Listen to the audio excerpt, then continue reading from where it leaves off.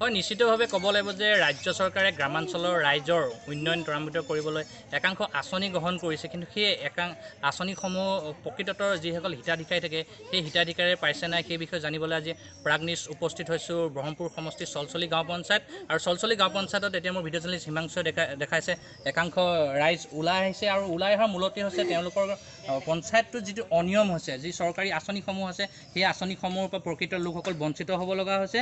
আৰু মই পোনে পোনে ইয়াৰ আগতে মহিলাগৰাকী যাবলৈ বিচাৰোঁ, কেনেকুৱা অনিয়ম দুৰ্নীতি হৈছে আপোনালোকৰ ইয়াত? আমাৰ ইয়াত এতিয়া চাওক, লেট্ৰিন আহিছে, আমি লেট্ৰিন নাপাওঁ। অৰুণোদয় আঁচনি আহিছে, অৰুণোদয় আঁচনি নাপাওঁ। তাৰপিছত কৃষি লোন আহিল, কৃষি লোন নাপাওঁ।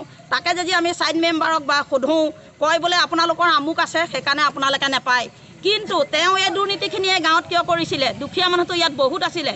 আজি মোৰ ঘৰত কি আছে? মোৰ এটা হাজবেণ্ডে দিনটো হাজিৰা কৰিলেহে মই খাবলৈ পাওঁ। মই যদি এটা বস্তু বিচাৰোঁ তেওঁ কয় বোলে আপোনাৰ আমুক আছে।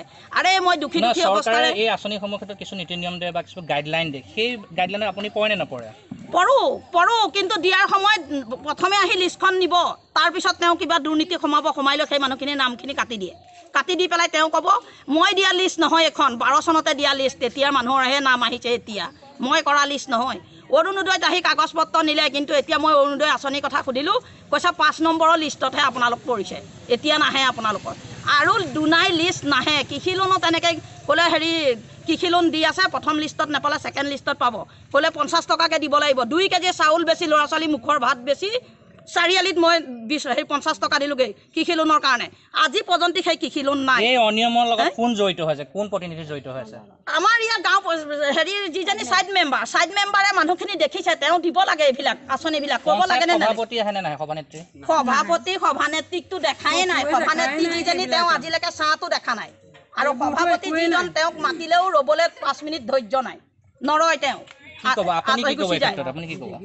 মই এই ক্ষেত্ৰত ক'বলৈ বিচাৰিছোঁ, কিয় আমি পঞ্চায়তৰ সভাপতি কোনো সভা সমিতি আমাৰ ইয়াত যিখিনি পাতোঁ আমি কোনো দিন দেখি পোৱা নাই।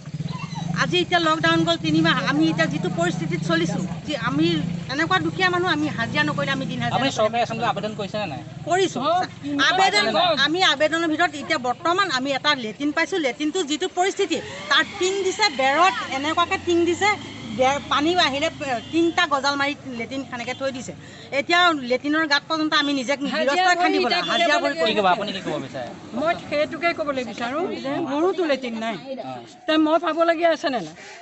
মইতো লোকৰ লেট্ৰিনে মই এজনী বুঢ়া মানুহে হাগি ফুৰোঁ, যে চাইড মেম্বাৰে জানে, কিন্তু ক'লেও যে সেয়া কথা কাণ খাৰ নকৰে। চৰকাৰী আঁচনিৰ কি সুবিধা পাইছে? মই বৃদ্ধ পেঞ্চনটো সিদিনাখন মই পাইছিলোঁ, তাকো নাইকিয়া হ'ল। নাই পোৱা। আজি 5 মাহ 3বাৰ পালোঁ, তাৰপিছত নাই। আৰু মোৰ একো নাই। মই পাওঁ, কণ্ট্ৰলৰ চাউল পাওঁ মই। আপুনি চৰকাৰী সুবিধা পাইছেনে? আমাৰ নাই। আপোনাৰো নাই। আপুনি আৰু কি ক'ব? মই ক'বলৈ বিচাৰিছোঁ, মোৰ একোৱেই নাই। আনকি মই এটা ঘৰৰ দৰখাস্ত কৰিছোঁ, ঘৰো নাপাওঁ, আৰু BPL কাৰ্ডৰ চাউলো নাপাওঁ, মই একো নাপাওঁ। লকডাউনত মই হাজিৰা কৰি ভাত খাব লাগে, লকডাউনত চবফালে বন্ধ, মই হাজিৰাও নাই। আপোনাৰ ক্ষেত্ৰতো এনেই হৈছে? একে হৈছে। আবেদন কৰিছোঁ, ঘৰৰ কৰিছোঁ, অনলাইন কৰিব লাগে বুলি পেলাই, তেনেকৈও আমাক আমাৰ পৰা পইচা ল'বলৈ বিচাৰিছে। আৰু মানে এই লেট্ৰিনটো লৈ পেলাই মানে মই অকণ প্ৰতিবাদ কৰিছোঁ, কিয়নো নোপোৱাবিলাকে পাওক, মোক তাত ক'বলগীয়া নাই। বা সেইজন মোৰ দাদাই পাওক, মই ক'বলগীয়া একো নাইকিয়া। কিন্তু বেলেগতো আছে, নেপোৱা মানুহ বহুত আছে ইয়াত। কিয় অনিয়মটো কিয় হ'বলৈ পাইছে? কিবা পইচা ধনৰ লেনদেন এইটো কাম হ'ব। মই ক'ব বিচাৰিছোঁ, চৰকাৰে যি আঁচনি দিছে বিৰাট ভাল আঁচনি দিছে, গৰীব মানুহৰ কাৰণেই বহুত প্ৰচেছ কৰি আছে।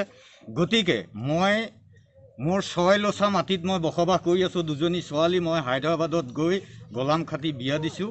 মই আজিলৈকে জব কাৰ্ড নাই, আৰু লেট্ৰিন নাই, ঘৰ নাই, মানে মোৰ কোনো নাই। এই গোটেই আপুনি চৰকাৰী আঁচনিসমূহৰ পৰা বঞ্চিত হৈছোঁ। আপুনি কি ক'ব? মই ক'বলগীয়াতো একোৱে নাই, সেইজন মোৰ দাদা। আপুনিও বঞ্চিত হৈছে ইয়াৰ পৰা, আপুনি কি ক'ব? মই ক'বলৈ গ'লে ইয়াত মানে কি হয়, ধৰক বিজেপি যিখিনি আমাৰ লিডাৰ আছে, তেখেতসকলে বিজেপি ঘৰতহে বস্তুবিলাক দিব। প্ৰথম কথা, কংগ্ৰেছী ঘৰত সিহঁতে বস্তু নিদিয়ে। হয়, ইয়াৰ এতিয়া অভিযোগ তুলিছে যে বিজেপি হ'লেহে আঁচনি পায়। এক কথাত ক'বলৈ গ'লে যিসমূহ চৰকাৰী আঁচনি দিছে এই আঁচনিৰ পৰা এইসকল লোক বঞ্চিত হৈছে। এই মুহূৰ্তত যদি যিগৰাকী আমাৰ স্থানীয় বিধায়ক হওক বা পঞ্চায়তৰ গ্ৰামোন্নয়ন বিভাগৰ মন্ত্ৰী বা নগাঁও জিলা উপায়ুক্ত মহোদয় যদি এই মুহূৰ্ততে চাই আছে, এই দুয়োভাগৰে ৰাইজসকলে ন্যায় বিচাৰিছে আৰু প্ৰকৃত যিসমূহ আঁচনি আছে সঠিক ৰূপত যাতে ৰূপায়ণ হয় চলচলি গাঁও পঞ্চায়তত সেই ৰাইজসকলে কামনা কৰিছে বা আপোনাৰ প্ৰতি আবেদন জনাইছে।